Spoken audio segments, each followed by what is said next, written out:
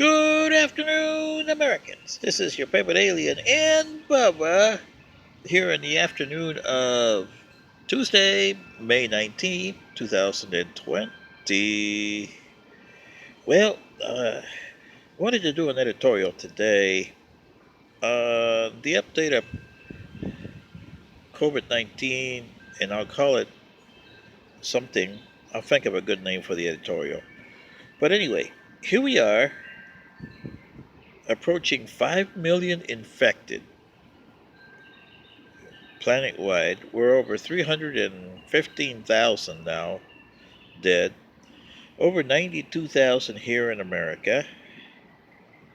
And the United States government, like any other country in the world, is crazy, not doing a thing. It's more like helter-skelter than consensus.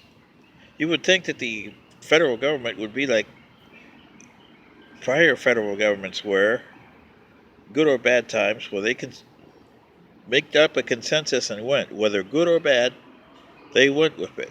Here, President Trump is, I don't want this, I don't want that. I want to do it my way. You don't like me, I'll fire you. Or you got different opinions, I'm going to fire you. Boy, he's fired a lot of inspector generals and guys that were doing their jobs. So much that he's got the country paralyzed, or the federal government paralyzed. The governors have to do it on their own, and that's like Keystone's cops out there, you know. So, this is my question for you Americans. A brilliant attorney once said about 20 years ago, almost, if it don't fit, you must quit. Well, and I know you don't have a good choice this November, because Joe Biden is not a good choice, and we don't have anything else to do. Same if it was for O.J. Simpson, when if it don't fit, you must quit. And the choice was not guilty, right? And that was a choice of probably Mr. Cochran. If you would talk to him, and if he was alive today, he would tell you, I don't like it, but according to the evidence, that's what we got. Because I don't think he really, to his heart, thought that Simpson was not guilty. Simpson was guilty. But as an attorney, you can't think that way. You're there to look at the evidence and see if you can turn the evidence to your side. And that's what he did. You can't blame him for that. That's part of the American justice system. Now, for you guys that are voting this November, here's my question for you.